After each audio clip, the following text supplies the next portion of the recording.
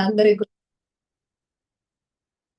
మనందరి గురువు గారైన బ్రహ్మర్షి పితామహ పత్రిజీ గురువు గారికి ఆత్మ ప్రణామాలు తెలియజేసుకుంటున్నాను. నాకు ఈ జ్ఞానాన్ని ఇచ్చినటువంటి వంశీ సార్ గారికి ఆత్మ ప్రణామాలు తెలియజేసుకుంటున్నాను. నాకు ఈ అవకాశం ఇచ్చినటువంటి మాధవి మేడం గారికి, గ్రూప్ సభ్యులందరికీ అందరికీ కూడా ఆత్మ ప్రణామాలు తెలియజేసుకుంటున్నాను. ఈ సృష్టిలో ఉన్న ధ్యాన గురువులకి, జ్ఞాన గురువులకి, మంత్ర గురువులకి, మాస్టర్స్ కి, ఏంజల్స్ కి, దేవాత్మలకి, సదాత్మలకి, దేవదూతలకి, సమస్త గురువులందరికీ కూడా నేను ఆత్మ ప్రణామాలు తెలియజేసుకున్నాను. నాకు జన్మనిచ్చిన నా తల్లిదండ్రులకి కూడా నేను ఆత్మ ప్రణామాలు తెలియజేసుకుంటున్నాను. ఫ్రెండ్స్, మనము ఇప్పుడు దాకా భావనా శక్తిలో ప్రేమ, క్షమాతత్వము, కృతజ్ఞతా భావము, ఇంకా విశ్వాసము, ప్రశంస, ఆశీర్వాదము, శాంతి, ఇవన్నీ కూడా సామరస్యము, కరుణ, మైత్రి, అహింస, అంగీకారము, అనుమతి, వీటి గురించి చెప్పుకున్నాము. ఇంకా 2 పాయింట్స్ ఉన్నాయి అన్నమాట. ఇంకా 2 పాయింట్స్ అవేంటంటే స్వేచ్ఛ. ఇప్పుడు మనం చెప్పుకోబోయేది స్వేచ్ఛ గురించి చెప్పుకుంటున్నాం. ఇప్పుడు స్వేచ్ఛ అనేది చాలా స్వేచ్ఛ అంటే ఏంటి? స్వ ప్లస్ ఇచ్ఛ అంటే తన సొంత ఇచ్ఛాశక్తిని ఉపయోగించుకోవడానికి మనం వచ్చాం భూలోకానికి భగవత్ స్వరూపులుగా, మనిషిగా జన్మ తీసుకుని అని అంత ముందర చెప్పుకున్నాం. అందులో స్వేచ్ఛ ఒకటి. అంటే స్వేచ్ఛగా ఇచ్ఛానుసారం జీవించేందుకు ప్రకృతి ప్రతి జీవికి ఇచ్చిన వరం అన్నమాట. అంతే కదా. ఇప్పుడు ప్రకృతి ప్రతి ఒక్కళ్ళకి కూడా స్వేచ్ఛ అనే వరం ఇచ్చింది. ఇచ్చినప్పుడు మనం ఏం చేస్తున్నామంటే ఈ వరాన్ని హరించే అధికారం ఏ ఒక్కరికి లేదు ఇక్కడ. అందుకే ఇప్పుడు మన కుటుంబ సభ్యుల్లో కూడా అంగీకరిస్తూ ముందరికి వెళ్తున్నాం. స్వేచ్ఛ ఇవ్వాలంటే ఫస్ట్ మన స్వేచ్ఛ ఇస్తేనే కదా అవతల వ్యక్తి మనకి స్వేచ్ఛని ఇవ్వగలిగేది. అంటే ఇప్పుడు ఇద్దరు స్త్రీలు ఉన్నారు, ధ్యానంలోకి వచ్చారు. వాళ్ళిద్దరూ కూడా ఫ్రెండ్స్ అన్నమాట. వాళ్ళిద్దరు ఏంటంటే ఒకళ్ళేమో స్వేచ్ఛాజీవిగా వెళ్తున్నారు, ఒకళ్ళేమో బంధింపబడుతున్నారు. అసలు ఎందుకు ఇలా జరుగుతుందని చెప్పేసి వాళ్ళిద్దరూ కూడా ఆ కర్మ ధ్యానం చేసి చూసుకున్నారనమాట. చూసుకున్నప్పుడు ఏమైందంటే ఒక ఆమె ఏమో ఒకప్పుడు వాళ్ళ హస్బెండ్ ని బంధించింది అనమాట. ఇప్పుడు మళ్ళీ వచ్చి తిప్పి అతను అలా ఇస్తున్నాడు. ఇంకొక ఆమె ఏమో స్వేచ్ఛాజీవిగా వదిలేసింది. అప్పుడు ఈమె పాత్రలు మారినాయి అనమాట. అంటే ఈయనేమో నన్ను పద్దాకులు అన్నిటికి పంపిస్తున్నాడు, ఏది అడిగినా కూడా నన్ను నాకు కొంచెం ఇబ్బందికరంగా ఉంది అని అంతకు ముందల జన్మలో అసలు ఇలా మార్చుకొని వస్తే ఎలా ఉంటదని అలా మార్చుకొని వచ్చిందనమాట. బందీగా ఉండాలని ఆమె వచ్చిందనమాట. మళ్ళీ భూమి మీదకి వచ్చి ఇలా బాధపడుతుంది. అంటే మన మూలంలోకి వెళ్ళి చూసుకోము. మూలంలోకి వెళ్ళి చూసుకోకుండా ఇలా నాకెందుకు నా భర్త ఇలా బంధిస్తున్నాడు, నా భర్త ఎందుకు ఇలా స్వేచ్ఛనిస్తున్నాడు అనే ఇదిలోకి వాళ్ళిద్దరు వెళ్ళిపోయారనమాట. అప్పుడు వాళ్ళిద్దరూ కూడా చూసుకున్నప్పుడు ఒకప్పుడు మేము ఇలా చేశాం కాబట్టి అది మాకు తిప్పి మేము తెచ్చుకున్నామని అంగీకరించి ఆ స్వేచ్ఛనిస్తూ వాళ్ళ హస్బెండ్ కూడా స్వేచ్ఛనిస్తూ ఇప్పుడు ఆమె స్వేచ్ఛను పొందుతూ ఉందన్నమాట. అలా ఇంకొక ఆమె వాళ్ళ హస్బెండ్ రూమ్ లో పెట్టేసి తాళం వేసి వెళ్ళిపోతాడు అనమాట. ఎందుకు వెళ్తాడు అని చెప్పేసి అన్నప్పుడు ఆమె వంశీ సార్ దగ్గరకు వచ్చిందంట. ఇలా నా హస్బెండ్ ఆఫీస్కి వెళ్తూ నన్ను రూమ్ లో పెట్టేసి తాళం వేసి వెళ్ళిపోతున్నారు, అది ఇలా ఎందుకు చేస్తున్నారు అనే అన్నప్పుడు ఆమెకి ఏమని చెప్పాడంటే, నువ్వు అంగీకరించు, చక్కగా ఎవరో వచ్చి నిన్ను ఇబ్బంది పెట్టరు కదా, రూమ్ లో ఉండు, చక్కగా తాళం వేసుకొని వెళ్ళిపోతారు, ధ్యానం చేసుకో హాయిగా, దాన్ని అంగీకరించు అని చెప్పినప్పుడు ఆమె అలాగే అంగీకరించిన తర్వాత ఆమె హిమాలయ ట్రిప్ కి అలా కొన్ని ట్రిప్స్ కూడా ఆమె వెళ్ళిందంట. అంటే వాళ్ళ హస్బెండే పంపించారంట. అంటే మనం ఏదైతే స్వేచ్ఛని మనం అంగీకరిస్తామో అంతకు ముందల ఇది మనం ఇచ్చాం కాబట్టే మనకు వచ్చింది అని మనం తెలుసుకుంటాము. ఇక అప్పుడు మనం స్వేచ్ఛాజీవిగా ఈ సృష్టిలో జీవించవచ్చు అనమాట. అలా స్వేచ్ఛ ఉంటేనే ఆనందంగా, స్వేచ్ఛ కోసమే అందరి పరితపన. మరి స్వేచ్ఛగా ఉండాలి, స్వేచ్ఛగా జీవించాలనే కదా! ఇప్పుడు ఎక్కడికైనా పిల్లల్ని మనం ఊరు వెళ్ళినా కూడా స్వేచ్ఛగా ఎంతో హాయిగా ఉంటాం అనమాట. ఎంజాయ్ చేస్తూ ఆ ప్లేస్‌ని. అంటే ఇంట్లో ఇవన్నీ కూడా ఆలోచించకుండా హ్యాపీగా ఆ యొక్క లొకేషన్‌ని ఆనందిస్తూ ఉంటాం. ఎందుకంటే మరి స్వేచ్ఛ కోసమే కదా! స్వేచ్ఛగా ఇప్పుడు ఇంట్లో ఉన్నామంటే అన్ని చేసుకుంటూనే ఉంటామనమాట. లేడీస్ అయినా, పురుషుడైనా. అలా పిల్లలు స్కూలుకి వెళ్ళడం. అప్పుడు హాలిడేస్‌లో వాళ్ళు చాలా ఎంజాయ్ చేస్తున్నారు. అలా మనం ఎప్పుడూ కూడా పరితపనతో ఉంటూ ఉంటాం. ముక్తి కూడా ఒక మహా పరిస్వేచ్ఛ లాంటిదే. ముక్తి కూడా. మరి మనం ముక్తిని పొందామంటే స్వేచ్ఛ అయినట్లే గదా! ఆ స్వేచ్ఛలోంచి ఉద్భవించే మహదానందమే సచ్చిదానందం. అంటే ఆ స్వేచ్ఛ నుంచి వచ్చినదే మహదానందం అని చెప్పుకుంటున్నాం. ఉద్భవించిందే మహదానందం. అంటే సచ్చిదానందం అని అర్థం. ఆ తత్వమే ఆ పరమాత్మ తత్వము. మరి మన యొక్క తత్వము. ఆ తత్వమే ఆ పరమాత్మ తత్వము. ఆహ్, పరమాత్మ తత్వము మరి మన యొక్క తత్వము అని అందుకే స్వేచ్ఛ లేనప్పుడు మన హృదయాలు నిరంతరం నొచ్చుకుంటున్నాయని చెప్పుకుంటున్నాం అనమాట. అలా నొచ్చుకుంటున్నాయి అనమాట. అంటే మన స్వేచ్ఛ ఇవ్వకపోవడం వల్ల ఏమైద్దంటే అవతల వాళ్ళు మన స్వేచ్ఛను కూడా హరిస్తారు. అప్పుడు ఆ పరమాత్మ తత్వాన్ని మన యొక్క తత్వంలోనికి తీసుకెళ్ళాలంటే మనం ప్రతి ఒక్క జీవిలో కూడా మనల్ని మనం చూడగలగాలి. అలా కాకుండా ఇప్పుడేం చేస్తున్నాం? బంధించేస్తున్నాం అనమాట. అందుకే స్వేచ్ఛ లేనప్పుడు మన హృదయాలు నిరంతరము నొచ్చుకుంటూనే ఉంటున్నాయనమాట. ఆ! ఇంకోటి.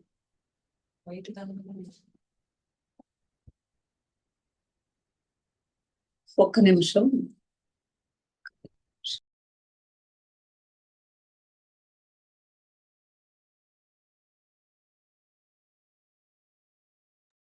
పరితపిస్తూ ఉంటున్నాయన్నమాట. అంటే నొచ్చుకోవడం, స్వేచ్ఛ లేదని చెప్పి బాధపడడం. కానీ ఇక్కడ మిత్రులారా ఈనాడు ఏం తెలుసుకోవాలంటే మానవ జాతి తమ స్వేచ్ఛను మరిచిపోయింది. మరిచిపోయి ఒక ప్రగాఢమైన నిద్రావస్థలో ఈడ్చుకుంటూ బ్రతుకుతుంది. తెలియక తమ స్వేచ్ఛను తాము హరించుకుంటున్నారు. ఇతరుల స్వేచ్ఛకు ప్రతి ప్రతిబంధకాలై ఏర్పరుచుకుంటున్నారనమాట. అంటే బంధాల్లో ఇరుక్కుపోయి స్వేచ్ఛ అనేది లేకుండా బ్రతుకుని ఈడుస్తూ ఉన్నామన్నమాట. అది ప్రతిబంధకాలైపోతున్నాయి. బంధము హరించుకుంటున్నాము మనం. ఇతరుల స్వేచ్ఛకు ప్రతిబంధకాలు ఏర్పరుచుకుంటున్నాము. అది మమకారంతో ముడిపడి ఉన్న, లేక ప్రతీకారంతో ముడిపడి ఉన్న మన స్వేచ్ఛను మరి ఆ బంధంతో ముడిపడి ఉన్న వారి స్వేచ్ఛను హరిస్తున్నాము. అంటే బంధంతో హ్మ్. ఆ బంధంతో మనం ఆహ్, అక్కడేం చేస్తున్నామంటే మమకారం. ఇప్పుడు అంతే గదా! ఇప్పుడు పిల్లలకి ఏదైనా వాళ్ళు ఆడుకుంటూ ఉంటారు. మట్టిలో ఆడుకుంటూ ఉంటారు. "అరే నాయనా మీకు డస్ట్ ఎలర్జీ వచ్చిద్దని" జెప్పేసి పిల్లవాడిని తీసుకొచ్చేస్తాం. వాడి స్వేచ్ఛను అక్కడ హరింపచేస్తున్నాం. వాళ్ళేదైనా చేసి తీసుకొచ్చినప్పుడు మనం వినము, చూడము. వీడికేం తెలుసనుకుంటాం. కానీ పిల్లలకి పేరెంట్స్‌కి ఉండవలసిందేంటంటే సర్ప్రైజ్‌గా వాళ్ళు గూడా స్వేచ్ఛాయుతంగా మనమేం చేస్తే వాళ్ళు కూడా అది చేస్తారని. అలా ఒక తల్లి పిల్లవాడు స్కూల్ నుంచి వచ్చేసరికి తనకి ఒక సర్ప్రైజ్‌గా తనకిష్టమైన ఆహారాన్ని వండి తను బయటికి వెళ్ళేటప్పుడు బయట బల్ల మీద ఒక చీటీ రాసి పెట్టిద్దనమాట. నీకిష్టమైనది స్నాక్స్ చేశాను. పలానా చోట పెట్టానని జెప్పేసి చూడమంటది. చూడమన్నప్పుడు అక్కడ మళ్ళీ ఇంకో స్లిప్ ఉంటదనమాట. ఇక్కడి నుంచి ఇంకో ప్లేస్‌లో ఉంది. అక్కడికి వెళ్లి చూడంటది. అక్కడి నుంచి ఇంకో ప్లేస్‌లో. అలా స్లిప్ అనేది రాసి పెట్టిద్దనమాట. అంటే తన పిల్లవాడికి సర్ప్రైజ్ ఇవ్వడం అనమాట. అప్పుడు తనేం జేస్తాడంటే అలా వెతికెళ్ళి ఆ యొక్క తనకు నచ్చిన స్నాక్స్‌ని తీసుకొని తింటాడు. తిన్నప్పుడు తర్వాత వాడు తర్వాత రోజు వాళ్ళ అమ్మకు కూడా అలాంటి సర్ప్రైజే ఇస్తాడనమాట. ఏమనంటే, "అమ్మ నేను నీకిష్టమైంది ఒక బొమ్మ కొనుక్కొచ్చాను. నేనిలా పెట్టాను. నీ బట్టల్లో పెట్టాను, అక్కడ పెట్టాను, ఇక్కడ పెట్టాను" అని జెప్పేసి వాళ్ళు అలాంటిదే ఇస్తారు. అంటే మనం స్వేచ్ఛగా వాళ్ళకి ఏదైతే ఆనందాన్ని మనం ఇస్తూ ఉంటామో, తను కూడా మనకి ఆనందాన్ని ఇవ్వాలని జెప్పేసి మన పిల్లలైనా, ఎవరైనా సరే మన మీద ప్రేమ అనేది ఉన్నప్పుడు మనకి స్వేచ్ఛని ఇప్పుడు ఇచ్చినప్పుడు మనం వాళ్ళకి స్వేచ్ఛని ఇచ్చినప్పుడు వాళ్ళు ఇలాంటి సర్ప్రైజుల్ని ప్లాన్ చేస్తూ ఉంటారనమాట. అలా కాకుండా బంధాల్లో మమకారాల్లో మనిషి ఇరుక్కుపోయాడు అనమాట. అందుకే ఇక్కడ ఏమని చెప్పుకుంటున్నామంటే ఆ ఆ ప్రతి ఆత్మ ఒక శాశ్వత స్వేచ్ఛాజీవి. ప్రతి ఒక్కళ్ళు కూడా ఇక్కడ స్వేచ్ఛాజీవి అన్నమాట. కానీ ఆ స్వేచ్ఛని బంధంతో కోల్పోతుంది. అందుకే మన స్వంత అజ్ఞానమే కారణం అన్నమాట. బంధంతో కోల్పోతుంది కాబట్టి, ఆ బంధం కూడా మితిమీరి ప్రేమ, మమకారాలనేవి చూపిస్తున్నాం అన్నమాట.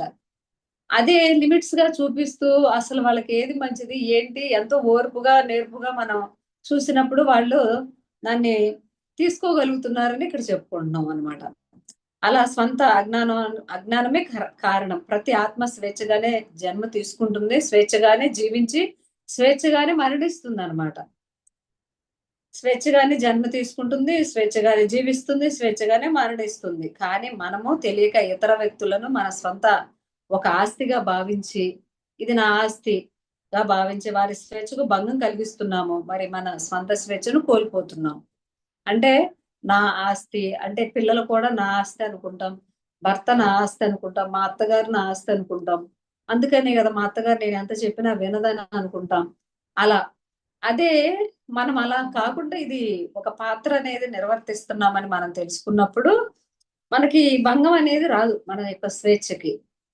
మరి మన స్వంత స్వేచ్ఛను కూడా కోల్పోతున్నాం అన్నమాట. ఇలా మనం ఆస్తి అది నా ఆస్తి, నా నా భర్త నా ఆస్తి, నా భార్య నా ఆస్తి, నా పిల్లలు నా ఆస్తి అనే అజ్ఞానంలో ఉండిపోతున్నాం. అలా ఉండిపోయినప్పుడు మన స్వేచ్ఛ కూడా కోల్పోతున్నాం. ఒకే కుటుంబంలో కలిసిమెలిసి స్వేచ్ఛగా, సామరస్యంగా, ఆనందంగా జీవించాల్సింది పోయి మనం ఒకరి స్వేచ్ఛను ఒకరు హరించుకుంటూ జీవిస్తున్నాం. స్వేచ్ఛను కోల్పోయి నిరంతర సమస్యలతో కలిసిమెలిసే కానీ దుఃఖంతో జీవిస్తున్నాం. అంతే కదా! ఇప్పుడు పెద్దవాళ్ళున్నారు. వాళ్ళకి అన్నిటికి వెళ్ళాలని ఉంటదనమాట. ఒక వయసొచ్చిన తర్వాత మనమేమో ఉద్యోగాల్లో బిజీగా ఉంటాము. వాళ్ళు పాపం అప్పుడప్పుడు మనకి సెలవొచ్చినప్పుడు నన్ను పలానా ప్లేస్‌కి తీసుకెళ్తారా? నేను వెళ్ళలేను కదా! నన్ను కొంచెం పట్టుకొని తీసుకెళ్ళాలి గదా! తీసుకెళ్తారా అనంటే మనం చిరాకు పడుతూ ఉంటాం. కానీ అప్పుడప్పుడు వాళ్ళకి కూడా కొంచెం టైం ఇవ్వాలి. వాళ్ళని కూడా తీసుకెళ్ళాలి. అలా తీసుకెళ్ళినప్పుడు వాళ్ళు కూడా చాలా హ్యాపీగా ఫీల్ అవుతారు గదా! అదే కాకుండా కొంతమంది ఉంటారు. అలా తిప్పినా కూడా పిల్లలు కోపమొచ్చినప్పుడు తిడుతూ ఉంటారనమాట. తిట్టినప్పుడు వాళ్ళదే తీసుకుంటారు. ఏంటి మా నా కొడుకు ఇలా అన్నాడు. నేనేమైనా చెప్పినా ఇలాగే అంటాడనే భయంతో వాళ్ళు అజ్ఞానంలోకి వెళ్ళిపోతారు. అలా కాకుండా వీళ్ళు చేసిన మంచిని కూడా గుర్తు చేసుకున్నప్పుడు ఎంతో ప్రేమయుతమైన స్వేచ్ఛ అనేది మనకొచ్చిద్దని, ఇక్కడ మనం పెద్దవాళ్ళు, మనము ఒక కుటుంబంలోని వాళ్ళని తెలుసుకుంటున్నాం అనమాట. అందుకే చూడండి అక్కడ శ్రీరామదాసు ఆహ్, సె చిలకని ఆమె స్వేచ్ఛను హరిస్తాడు. ఆ తర్వాత చూడండి ఆయన కూడా మరి దాని తాలూకా కర్మను అనుభవించాడు కదా! చెరసాలలో. అప్పుడు శ్రీరాముడిని అంటాడనమాట. నన్ను కాపాడమని అడిగినప్పుడు శ్రీరాముడు ఏమంటాడు సీతమ్మ అమ్మవారిని, మరి నువ్వు ఆ రోజు చిలక స్వేచ్ఛని ఆయన హరింపచేశాడు. అందుకే మనకి ఈరోజు రామదాసు ఇలా అనుభవిస్తున్నాడు. కాబట్టి దాని కర్మ అనేది తీరినప్పుడు నేనే వెళ్లి తనని విడిపిస్తానని చెప్తాడనమాట. అందుకే ఎవరి స్వేచ్ఛ ఇక్కడ ఎవరిని హరించడానికి ఇక్కడ అర్హులమే కామనమాట. అంటే బంధాన్ని ఇచ్చినప్పుడు బాధ్యతతో ఉండాలి కానీ దాన్ని మితిమీరిన మమతానురాగాలతో వాటిని హరింప చేయకూడదు అని ఇక్కడ మనం తెలుసుకున్నాం. ఇప్పుడు పిల్లలకి మనకి స్వేచ్ఛ అనేది ఎందుకు ఇవ్వమంటే వాళ్ళు ఎక్కడైనా ఇదైపోతారేమోనని భయం తల్లిదండ్రులకి. కానీ చిన్నప్పటి నుంచే వాళ్ళకి అన్నీ కూడా మనం చెబుతూ ఇట్లా నాన్న అని ఓర్పుగా చెబుతూ ఉంటే ప్రతి ఒక్క పిల్లవాడు నేర్చుకుంటాడు. ప్రతి ఒక్క పిల్ల నేర్చుకుంటది. ఎందుకంటే మనం కూడా అక్కడి నుంచే వచ్చాం కదా! కానీ ఈ రోజుల్లో ఏమవుతుందంటే బిజీ లైఫ్‌లతో మనకి అది రావట్లేదు. ఇదివరకి ఉన్నంత ఓర్పనేది లేదు ఇప్పుడు. ఎందుకంటే మనం తినే ఆహారం కానీ, మనం సొసైటీ కానీ, కుటుంబం కానీ అలాగే ఉంది కాబట్టి, ఇప్పుడు మనం అలా జీవించలేకపోతున్నాం అన్నమాట. అందుకే స్వేచ్ఛను కూడా మనం ఇవ్వలేకపోతున్నాం. అందుకే ఈ భూమండలంలోనూ మరి లోకంలోనైనా ప్రతి ఆత్మ ఇంకొకరికి మిత్రుడే కాగలడు. చూడండి, ఇక్కడ భూమండలంలో అయినా ఎక్కడైనా సరే మన ఆత్మ అనేది ఒక మిత్రుడే. ఎందుకంటే ఆ ఆత్మలోకంలో మనం అందరం స్నేహితులం కదా. ఇప్పుడు కుటుంబ సభ్యులందరూ మనకు వచ్చారు అని అంటే ఆత్మలోకంలో వీళ్ళందరూ స్నేహితులు అనమాట. కర్మను మనకి ఎంత ఎక్కువగా ఇస్తున్న వాళ్ళకి ఆత్మస్థితిలో ప్రేమ అనేది ఉంటుంది అనమాట. ఎందుకంటే ఆత్మలోకంలో అందరూ కూడా ఇప్పుడు ఇక్కడ మనం అందరం ఎలా పనులు చేస్తున్నామో అక్కడ కూడా భూలోకానికి రావాలంటే పనులు చేస్తాం, సేవ చేస్తూ ఉంటాం, ప్రతి ఒక్కటి నేర్చుకుంటూ ఉంటాం అనమాట. అక్కడ నేర్చుకుంటూ ఉన్నప్పుడు స్నేహితులం అవుతాం అనమాట. స్నేహితులం అయినప్పుడు నేను గత జన్మలో ఇలా చేశాను, నువ్వు నాకు హస్బెండ్ గా వస్తావా అని అడుగుతాము మనం. వాళ్ళు కూడా నేను కూడా ఒకళ్ళకి ఇలా ఇచ్చాను, నువ్వు వస్తావా నాకు భార్యగా అని భూలోకానికి వస్తారనమాట. వచ్చి ఇక్కడ ఆ గొడవలు పడుతూ ఉంటారు. ఎలాంటి భర్త నాకెందుకు వచ్చాడు, ఇలాంటి భార్య నాకెందుకు వచ్చింది అని. అంటే అసలు ఆత్మస్థితిలోకి వెళ్ళి చూస్తే చాలా వాళ్ళిద్దరిది ఎంతో స్నేహం అనేది ఉంటుందని ఇక్కడ చెప్పుకుంటున్నాం. అందుకే ఆ ప్రతి ఆత్మ ఇంకొకరికి మిత్రుడే కాగలదు అని చెప్తున్నారు. అంటే బాధ పెట్టేవాళ్ళు ఇంకొకళ్ళకి మిత్రుడే అనమాట. మనమంతా కలిసిమెలిసి జీవించి ఆనందించేందుకు, నేర్చుకునేందుకు జన్మ తీసుకున్నాము. ఒకే కుటుంబంలో ఉన్న మనము, ఒక ఆఫీసులో ఉండే మనమంతా, ఒక సమాజంలో ఉండే మనమంతా, ఒకే లోకంలో ఉండే మనమంతా మిత్రులుగా స్వేచ్ఛగా విలసిల్లాలి. చూడండి ఇక్కడ ఎంత అద్భుతంగా చెప్తున్నారు. ఇక్కడ ఏమంటున్నామంటే ఒకే కుటుంబంలో ఉండే మనమంతా, ఒకే ఆఫీసులో ఉండే మనమంతా అందరం కూడా ఒకటే కుటుంబంలో విలసిల్లాలి. ఇక్కడ మనం ఆ నేర్చుకోవడానికి వచ్చాం భూమి మీదకి. భూమి ఒక పాఠశాల, నిజమైన నివాసం ఆత్మలోకం. మరి మనం పిల్లలకి ఎలా స్కూల్కి పంపించి మనం ఎలా నేర్పిస్తున్నామో మనం కూడా అలా నేర్చుకోవడానికి భూలోకానికి వచ్చాం. వాళ్ళు వచ్చారు, మనం వచ్చాం. అందుకే మిత్రులుగా స్వేచ్ఛగా విలసిల్లాలి. ఎవరికి ఎంత స్వేచ్ఛ ఇవ్వాలి, ఎవరికి ఎంత స్వేచ్ఛ ఇవ్వకూడదు అనేది మనం చూసుకొని వాళ్ళతో ప్రేమగా నడుచుకోవాలన్నమాట. అలా కాకుండా కానీ ఈనాడు మనము ఇతరులను తీర్మానించాము, తప్పులను మంచి చెడులను పాప పుణ్యాలను అన్ని ఆరా తీస్తున్నాం. ఇప్పుడు మన గురించి మనం ఎక్కువ ఆలోచించుకోం, పక్క వాళ్ళ గురించి, వాళ్ళ తప్పుల గురించి ఆరా తీస్తూ ఉంటున్నాం. ఇతరుల ప్రవర్తన తీరును తీర్మానిస్తూ ఉంటాం అనమాట. నువ్వు అలా ఉన్నావు, ఫస్ట్ నువ్వు ఇలా ఉన్నావు, సరి చేసుకో అని చెప్పేసి. అది ఎక్కువగా వైఫ్ అండ్ హస్బెండ్ మధ్యలోనే బాగా జరుగుతున్నాయి. ఎందుకంటే వీళ్ళేమో నేను చేసేది కరెక్ట్ అంటారు, వారేమో నేను చేసేది కరెక్ట్ అంటారు. కానీ ఎవరి పరిధిలో వాళ్ళు చేసేది కరెక్టే కదా. ఇప్పుడు ఎవరో కూడా ఖాళీగా ఉండరు. ఎవరి ఎవరి పని నిమిత్తం వాళ్ళు చేస్తూ ఉంటారు. కానీ ఏమనంటే ఒక అహం అనేది ఉంటుంది కదా. ఆ అహం అనేది ఒకళ్ళకొకళ్ళు స్వేచ్ఛను అనేది ఇవ్వనివ్వకుండా చేస్తూ ఉంటుంది. కానీ ఈ రోజు మనం ధ్యానంలోకి వచ్చిన తర్వాత మనం చెప్పే మాటకి వాళ్ళ దగ్గర సమాధానాలు ఉండవు అనమాట. ఎందుకంటే ఆ చాతచక్యంగా, తెలివిగా వాళ్ళకి స్వేచ్ఛను ఇస్తున్నాము, మళ్ళీ బాధ్యతగా వాళ్ళ ఫాలోఅప్ చేస్తున్నాం. అంత జ్ఞానం వైపు మనం వచ్చేసాం అనమాట. అందుకనే ఇక్కడ మనం తీర్మానించకుండా ముందులకు వెళ్ళాలి. మనల్ని కూడా మనం తీర్మానించుకుంటున్న బంధాలను విడదీసి చూసుకుంటున్నాం. ప్రతిదాన్ని విడదీసి విడమరిచి చక్కగా చూసుకుంటున్నాం అనమాట. మన ప్రవర్తనను ఎడతెరిపి లేకుండా తీర్పులు ఇచ్చుకుంటున్నాం అనమాట. నేను కరెక్ట్ గా ఉన్నాను, నేను న్యాయంలో ఉన్నాను అని. మరి ఇతరుల ప్రవర్తనను ఎడతెరిపి లేకుండా తీర్మానించుకుంటున్నాం. ఇదంతా అజ్ఞానమే కదా. ఇదంతా కూడా అజ్ఞానమే కదా. ఎదుటి వాళ్ళని జడ్జి చేయడం అనేది అజ్ఞానం. ఏదైనా సరే దైవ సృష్టిలో అంత పవిత్రమైన దివ్యత్వమే, పరిపూర్ణ సంపూర్ణమే, సవ్యయమే. అందువలన ఈ దైవిక సృష్టిలో ఉన్న మనం కూడా అంతా పవిత్రమే. ఇక్కడ అపవిత్రం లేదు, పవిత్రమైంది ఏది లేదని కూడా చెప్పుకుంటున్నాం. అంటే అంత ముందర ఇక్కడ మంచి లేదు, చెడు లేదని ఎలా చెప్పుకున్నాం, అలాగే ఎదుటి వాళ్ళు మలినమైపోయారంటే వాళ్ళు మలినమేం అవలేదు, మనమే మలినం చేసేసామని ఇక్కడ చెప్పుకుంటున్నాం. అంటే మనం మాటల ద్వారా అలా అనడమే కదా, అనడం వల్లే కదా వాళ్ళు మలినమైపోయారు. లేకుంటే ఎందుకు అవుతారు అనే జ్ఞానం మనం తెలుసుకోలేకపోతున్నాం. ఇతరులు కూడా అంతే పవిత్రులే. వాళ్ళు కూడా వాళ్ళ కర్మని అనుభవిస్తూ దాని అనుభవం పొందడానికి వచ్చారు కాబట్టి వాళ్ళు కూడా పవిత్రులే.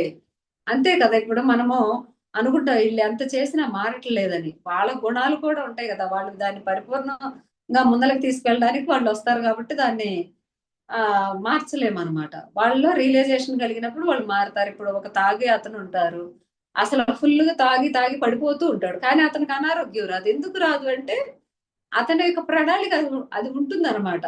ఏమనంటే అతను బాగా తాగి అలా జీవించడానికే వచ్చాడని, అంతకు ముందల దాన్ని లోపల దాచుకున్నాడని, అలా తన యొక్క స్వేచ్ఛని తను దాంట్లో ఆనందాన్ని పొందుతున్నాడని ఇక్కడ చెప్పుకుంటున్నాం. అందుకే మనం ఇక్కడ ఎవరు కూడా అపవిత్రులని ఏరి లేరని మనకు భగవద్గీతలో ఆయన చెప్పారనమాట. దేని లేక ఎవరిని తీర్మానించుకోము, భగవంతుడు చెప్పాడు కాబట్టి. ఉన్నదన్నట్లుగా చూడు, నిన్ను నీవు ఇతరుల్ని, ఇతర జీవరాశుల్ని, సమస్త సృష్టిని ఉన్నట్లుగా సమానతత్వంతో చూసినప్పుడు దైవత్వము మరి సత్యమే. కానీ ఎక్కడ జరుగుతుంది సమానత్వం అనేది? ఈ సృష్టిలో ఎక్కడైనా జరుగుతుందా ఫ్రెండ్స్? జంతువులకి స్వేచ్ఛ ఉందా? ఇప్పుడు ఒక కుక్క ఉంది పాపం, ఆ కుక్క తను పిల్లలు పెట్టుకుంటుంది అనమాట. తను పాపం పిల్లలకి పాలు ఇచ్చేసి తను ఆహారం కోసం వెతుక్కోవడానికి వెళ్ళినప్పుడు తన యొక్క మరి పిల్లలకి ఆహారం పాలు అనేది ఇచ్చినప్పుడు తనకు ఆకలి అనేది వేసినప్పుడు ఎక్కడో చోట ఇంట్లోకి వెళ్ళి తినిద్ది అనమాట. తిన్నప్పుడు కానీ మానవుడు మరి ఒకప్పుడు కుక్క జన్మ కూడా తీసుకొని ఈ రోజు మానవ జన్మలోకి వచ్చాడు కదా. మనం అంత ముందర చెప్పుకున్న లెక్క ప్రకారం అంటే మనకి పురాల్లో కూడా ఏమని చెప్పారు ఆయన, ఈ సృష్టిలో ఉన్న ప్రతి ఒక్క దాంట్లో మానవుడు జన్మ తీసుకుని వచ్చి ఈ రోజు ఆ జీవిని హీనాది హీనంగా చూస్తున్నాడు అని చెప్పారు. అంటే మరి ఆ కుక్క పాపం ఆహారం తింటున్నప్పుడు ఇది మొత్తం తినేసిందని కొట్టడం, దాన్ని చంపడం చేస్తున్నాం. ఎందుకంటే ఇది నిజంగానే జరుగుతుంది ఈ సృష్టిలో. ఒక కుక్క మరి దాని ప్రాణం ఎంత, మనం కొడితే ఎలా చనిపోయింది. తింటే తినిందిలే అబ్బా, ఏమైంది, పోతే పోయిందిలే అని మనిషి ఎందుకు ఆలోచించలేకపోతున్నాడు? దాని ఆహారం గురించి ఆ మానవుడిగా మనం తెలుసుకొని ఏం చేస్తున్నాం? దాని స్వేచ్ఛను హరింప చేస్తున్నాం. ఆ జీవి చనిపోవడం, ఆ పిల్లలు కూడా తల్లి లేని మనమే ఎంతో అల్లాడిపోతాం, మరి కుక్క పిల్లలు ఎలా బతుకుతాయి? అలా ప్రతి ఒక్క జీవి, ఈ జీవుల్ని మనం ఇలా చేస్తున్నాం అనమాట. మానవుడిగా ఉండి వాళ్ళ యొక్క స్వేచ్ఛని తను తిన్నప్పుడు తీసుకెళ్లి దానికి పెట్టేసి, అంతేగాని కోపంతో దాన్ని ఒక కర్ర తీసుకొని ఒక 4 కొట్టినప్పుడు తను చనిపోవడం, ఆ పిల్లలు తప్పించిపోవడం పాలు లేక. నిజంగా తల్లి లేని పిల్లలు భూమి మీద ఎంత భారమో ఏ జీవి పిల్లలైనా కూడా భూమికి భారమే అనమాట. ఎందుకంటే అది నేను చూశాను కాబట్టి చెబుతున్నానే. ఇప్పుడు చెప్పాను కదా కుక్క గురించి, ఆ కుక్క అలాగే పిల్లల్ని పాలు ఇచ్చి తను ఆహారం కోసం వెళ్ళినప్పుడు ఒక ఇంట్లో ఆహారం తినిందని చెప్పేసి అతను కర్ర తీసుకొని బాగా కొట్టేశాడు, అది చనిపోయింది అనమాట. అది వచ్చిద్ది అని చెప్పేసి మేము చూస్తూ ఉన్నాం, కానీ అది రాలేదు, చనిపోయిందని తెలిసింది. అంటే మానవుడు ఈ సృష్టిలో ఉన్న సకల జీవరాశుల కన్నా కూడా ఎంత నీచంగా ప్రవర్తిస్తున్నాడో, ఇతరుల యొక్క స్వేచ్ఛని ఎలా హరింప చేస్తున్నాడో, మనిషిలో ఆ ఉన్న ఎంత కుళ్ళు కుచితం అనేది ఇతర జీవరాశులను కూడా ఇలా మనం చేస్తున్నాం అనడానికి ఇది నేను ఎగ్జాంపుల్ గా చెప్పాను ఫ్రెండ్స్. కాబట్టి ఈనాడు ప్రపంచంలో చాలా మంది వ్యక్తులు మరి కుటుంబంలో ఎదుర్కొంటున్న సమస్యలు, సంబంధ బాంధవ్యాలు సంబంధించిన సమస్యలు, ఈ సంబంధ బాంధవ్యాల సమస్యలకు మూలం అంటే సంబంధ బాంధవ్యాలు ఉంటాయి. ఆ బంధాన్ని ఇప్పుడు అంటారనమాట, ఒక తల్లి భార్య కాలేదు కానీ భార్య తల్లి కాగలదు. ఎందుకంటే భార్య అన్ని కూడా చేయగలదు. ఒక తల్లిగా మారి భర్తకి బాగలేనప్పుడు అన్ని చూసుకోగలదు. కానీ ఏమంటారు కుటుంబంలో, ఆమెకు చూసుకునేది ఏమిటి, మాకంటే ఎక్కువ చూసుకుంటుందా అంటారు. అంటే ఈ యొక్క ఎదుర్కొంటున్న సమస్య బాంధవ్యాలు సంబంధించిన సమస్యలు అనమాట ఇవన్నీ కూడా. ఎందుకంటే సమానతత్వం, స్వేచ్ఛ అనేది ఇవ్వకపోవడం. ఇంకా నా పాత్ర అయిపోయింది, నేను మంచిగా తిని కృష్ణారామ అనుకుంటూ ధ్యానం చేసుకుంటూ చక్కగా గుళ్ళకి వెళ్దామని జ్ఞానం అనేది కలగక ఈరోజు కుటుంబంలో కూడా సంబంధ బాంధవ్యాలు అనేవి లోపించిపోతున్నాయి అనమాట. స్వేచ్ఛ అనేది ఇవ్వక వచ్చిన వాళ్ళకు కూడా అలా కుటుంబంలో మనం, అందుకే మన సంబంధం బాంధవ్యాల్లో సామరస్యం లోపించింది. అంతే కదా. ఈ రోజు నేను ఒక అత్తగారిగా ఉన్నానంటే ఒకప్పుడు నేను కూడా కోడలే కదా. నేను కూడా అదే బాధపడ్డాను కదా, ఇప్పుడు ఎందుకు ఆమెను ఎందుకు నేను అలా చూడాలని జ్ఞానంలో ఆలోచించట్లేదు. నాకు ఆ రోజు లేదు కదా స్వేచ్ఛ, ఈ రోజు నేను ఇద్దాము అనే ఆలోచన ఎవరికి కూడా రావట్లేదు. నేను నాది ఇక్కడ శాశ్వతమైంది ఇదంతా కూడా అనే అజ్ఞానంలోకి వెళ్ళిపోతున్నాడు ఈ మనిషి అని ఇక్కడ చెప్పుకున్నాం. ఇంకొంతమంది ఏమో ఇతరులని, సమాజాన్ని, లోకాన్ని మార్చాలనుకుంటారు. అది ఎప్పటికీ అసాధ్యం. ఇతరుల్ని, సమాజాన్ని మార్చాలనుకుంటారు. అస్సలు ఎప్పుడు కూడా అసాధ్యం. ఒక వ్యక్తి తాను తప్పు వేరొకరికి మార్చలేడు. ఎందుకంటే ఒక వ్యక్తి తనను తాను మార్చుకోగలడు కానీ వేరొకరిని మార్చలేడు అనమాట. ఎందుకంటే వాళ్ళ యొక్క గుణాలు, వాళ్ళ యొక్క స్థితులు అనేవి అలా ఉంటాయి. ఎందుకంటే మార్పు అనేది పూర్తిగా వ్యక్తిగతమైనది. ఇది నేను మారాలి అంటేనే మారగలను, నువ్వు చెప్తే నేనెందుకు మారాలి అనే తత్వంలో ఉంటారు. మరి కృష్ణుడు అక్కడ దుర్యోధనుడి దగ్గరికి వెళ్తారు. ఇట్లా 5 రాజ్యాలు ఇవ్వండి, యుద్ధం ఆపేద్దాము అని అడిగినప్పుడు ఆ దుర్యోధనుడు ఒప్పుకోడు. శాంతికి వద్దాం అంటాడు, అయినా ఒప్పుకోడు. అంటే అతని వ్యక్తిగతం, అతను మారాలా మారకూడదా అనేది. మనం చెప్తే ఎవరు వినరు కదా, అందుకే మనం చెప్పడం వదిలేయడం, చెప్పడం వదిలేయడం అనేది చేసుకుంటూ వెళ్ళాలి. అందుకే మన చేతుల్లో మనం మాత్రమే ఉంటాం, మన చేతుల్లో మనం మాత్రమే ఉంటాం. ఇతరులు మన చేతుల్లో లేరు. మనం మారేందుకు ప్రయత్నించాలి. అంతేకాని ఇతరులు మార్చాలని వాళ్ళ యొక్క వ్యక్తిగత విషయాల్ని మనం కొంత మేరకు మాత్రమే వాళ్ళలో పరివర్తన చేయగలిగేంతగా చెయ్యాలి. ఆ తర్వాత వదిలేస్తూ, కుటుంబ సభ్యులు కాబట్టి వదిలేయలేము కాబట్టి, వాళ్ళతో మనం తెచ్చుకున్న కర్మలు అనుభవించాలి కాబట్టి వాళ్ళకి స్వేచ్ఛనిచ్చేసి మనం స్వేచ్ఛగా జీవిస్తూ ముందుకు వెళ్ళాలంటే మన బాధ్యతను నిర్వర్తిస్తూ ముందుకు వెళ్ళాలి.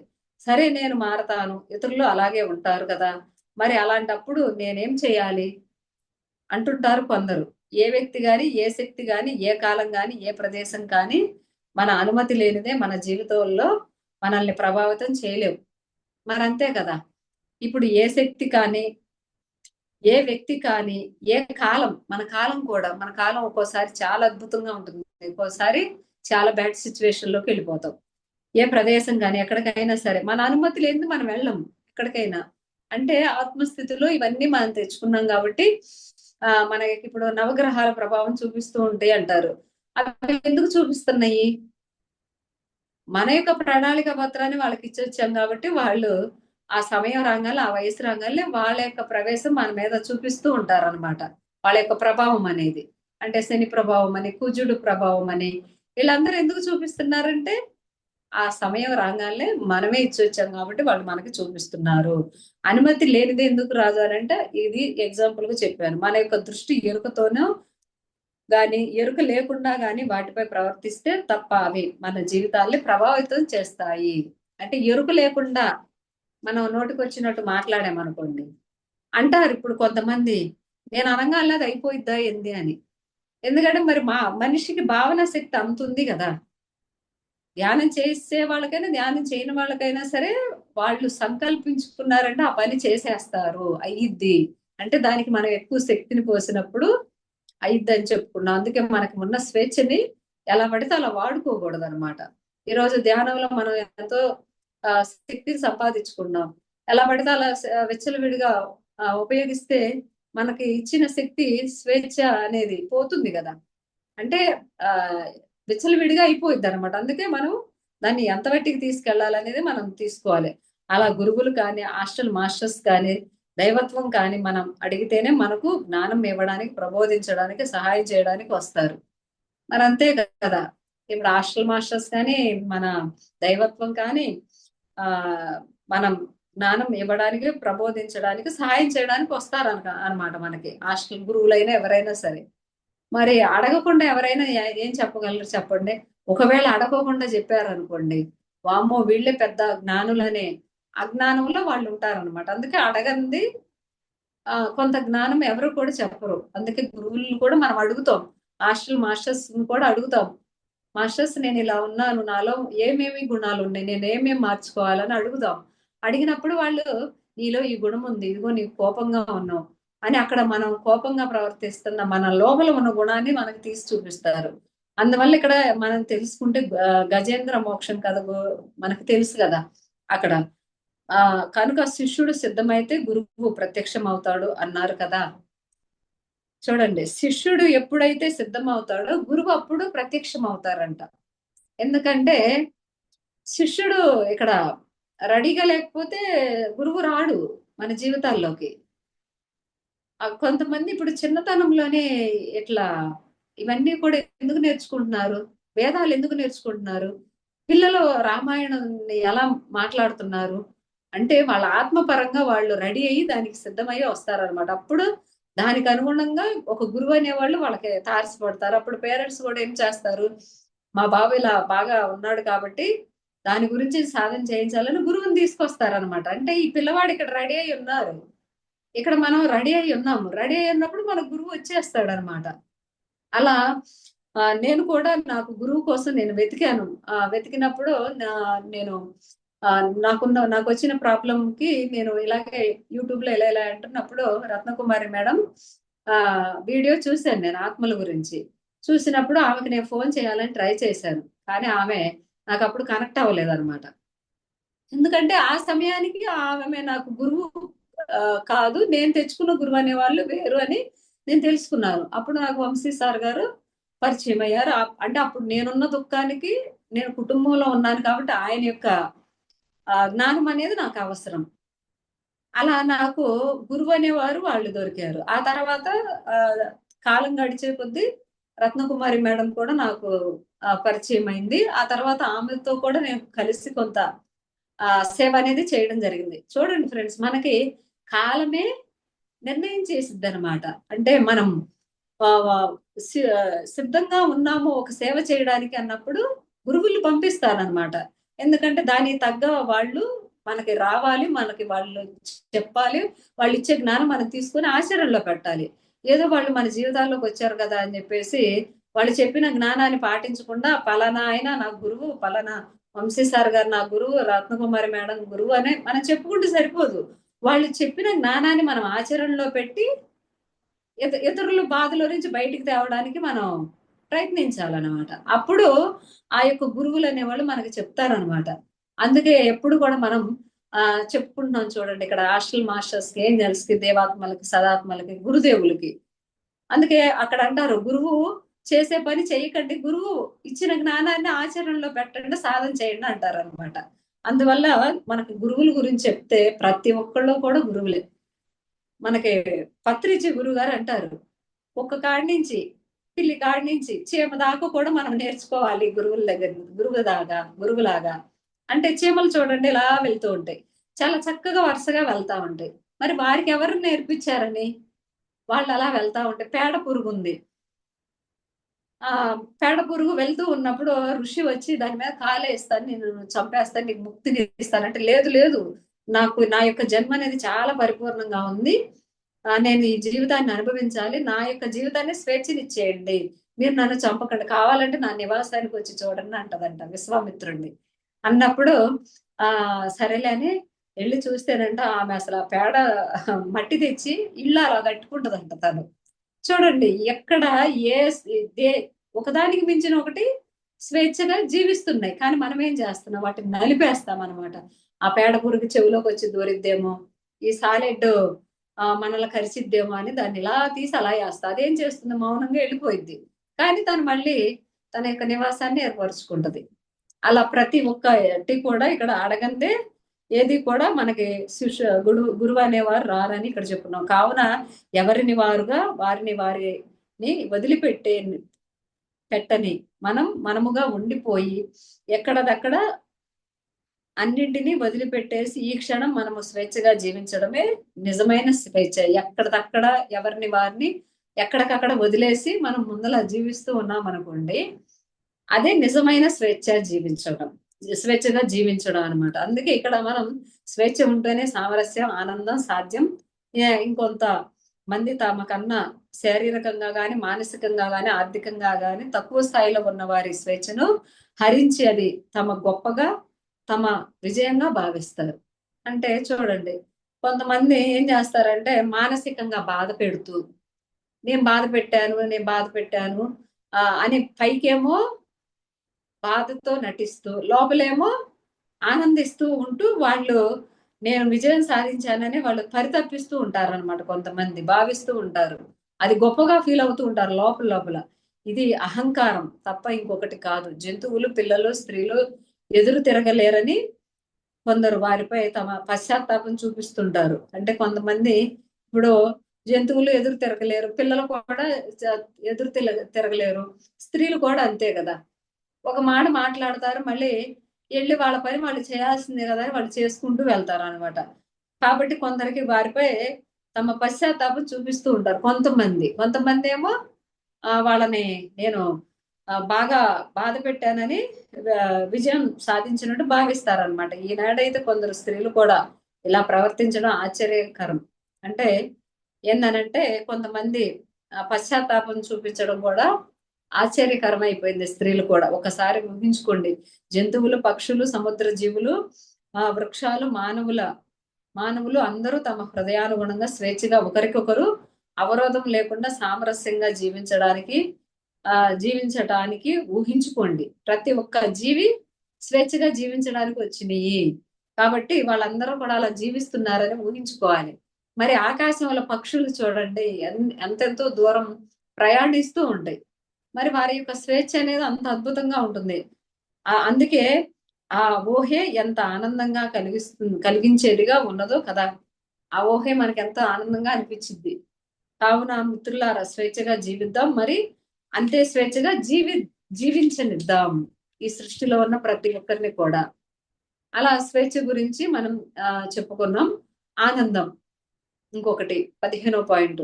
అన్ని భావాల లక్ష్యం ఈ భావమే. సకల జీవరాశుల్లోని చైతన్యం యొక్క లక్ష్యము ఆనందమే. ఆనందంగా చూడండి, మనిషికి ఆనందం వచ్చినప్పుడు ఎలా ఎగురుతాడు. పిల్లలకు మంచిగా వాళ్ళ పుట్టినరోజు వచ్చినప్పుడు, ఒక వైఫ్ అండ్ హస్బెండ్ పెళ్లి రోజు అయినప్పుడు ఆ రోజులను గుర్తు చేసుకుంటారనమాట. ఏమని, మేమిద్దరం ఇలా ఉండేవాళ్ళమై ఇప్పుడు ఇలా ఉన్నామని. ఆనందం. అందుకే మనం ఎప్పుడు కూడా కుటుంబ సభ్యులు కూర్చొని ఉన్నప్పుడు అయిపోయిన గతాన్ని తిరిగి చూసుకుంటూ ఉండాలి. ఆనందకరమైన జ్ఞాపకాలని పిల్లలతో కూర్చొని పిల్లలతో కూడా, మీరు చిన్నప్పుడు ఇదిగో ఇలాంటి చిలిపి పనులు చేసేవాళ్ళు, మేము ఇలా ఉండేవాళ్ళం, ఇలా ఇలా అని. అలా మనం ఆనందాన్ని కుటుంబంలో మనము వ్యక్తం చేసుకుంటూ ఉండాలి. సకల చరాచర జగత్తు సర్వకాల సర్వావస్థల్లో యావత్ సృష్టిలో ఉనికిలో కొనసాగేది ఆనందం కోసమే కదా. అంతే కదా, ఆనందంగా జీవించడానికే కదా ఈ జీవుడు భూమి మీదకి వచ్చింది, స్వేచ్ఛగా జీవించడానికి. ఎందుకంటే చైతన్యపు ఉనికియే ఆనందం, దైవత్వపు స్వరూపమే ఆనందం. చైతన్యం అంటే మన ఈ చైతన్యం, ఈ అనంత విశ్వశక్తి సాక్షిగా అని మనం చెప్పుకుంటున్నాం. మమేకమై ఆ మహాదేవుని సాక్షిగా మన యొక్క సహస్రారం నుంచి ప్రకృతిలో ఉండే చిశక్తి అనేది మన యొక్క దేహంలోనికి వస్తుందని, దేహంలోకి మనకు ఉన్నటువంటి శారీరక మానసిక రుగ్మతలను హీల్ చేస్తుందని మనం భావించినప్పుడు నిజంగానే హీల్ చేస్తుంది. అంటే ఆనందంతో జ్ఞానం చేసినప్పుడు ఇవన్నీ జరుగుతాయి. అందుకే ఇక్కడ ఏమంటున్నామంటే చైతన్యం ఉనికి ఆనందం, దైవత్వపు స్వరూపం ఆనందం.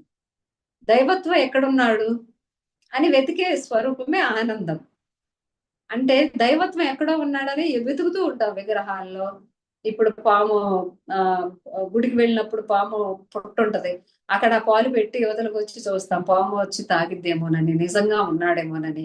అలా చూసినప్పుడు ఒకలాంటి ఆనందం, భగవంతుడిని చూసినప్పుడు ఒకలాంటి ఆనందం. ఇలా ఇవన్నీ మనం పొందుతాం. దైవాంశ సమ్మూతలమైన మనం యొక్క నిజ స్వరూపం ఆనందమే. మరి భగవంతుడు ఎప్పుడు కూడా నిశ్చల స్థితిలో ఉంటాడు. విష్ణుమూర్తి చూడండి, లోక సంచారం చేస్తూ రాత్రి కూడా ఇలా పడుకొని ఆయన ఆనందిస్తూ ఆనందంలో ఓలలాడుతూ ఉంటాడు అనమాట. ఎందుకంటే ఈ సృష్టి రచన చేస్తూ ఉంటాడు, ఈ సృష్టిలో ప్రతి ఒక్క జీవిని చూస్తూ ఉంటాడు అనమాట.